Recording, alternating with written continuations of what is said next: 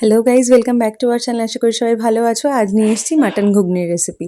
এখানে দেখতেই পাচ্ছ পেঁয়াজ কুচো করে নিয়েছি, আর আদা রসুন আর টমেটোর একটা পেস্ট বানিয়ে নিয়েছিলাম। অল্প কাঁচা লঙ্কাও দিয়েছিলাম। এবার আর কিছুই না, তেল গরম করে যেমন মাংসের মশলা কষাই ওই রকমই পেঁয়াজ আদা রসুনটা ভালো করে কষে নিয়ে ধনে জিরে কাশ্মীরি লঙ্কার হলুদ আর অল্প চিনি আর লবণ দিয়েছিলাম স্বাদ মতো। সব কিছু দিয়ে ভালো করে কষে নিয়ে একটু টমেটো দিয়েছিলাম। তারপর টমেটোটা ভালো করে কষে গেলে এখানে একটু মাটনের চর্বি নিয়েছিলাম, ওটা দিয়ে দিয়েছিলাম। ওর সাথে অল্প কিছু মাংসও ছিল। তো যাই হোক, এটার মধ্যে আমার বর স্পেসিফিক্যালি চর্বি খেতেই ভালোবাসে, তো বেশি করে চর্বি নিয়ে এসেছিলো। তো যাই হোক, ওটা দিয়ে ভালো করে কষে নিয়ে তারপর 1.5 কাপ মতো গরম জল দিয়ে দিয়েছিলাম। এবার আর কিছু না, সেদ্ধ করা মটরটা এর ভিতর দিয়ে দেবো।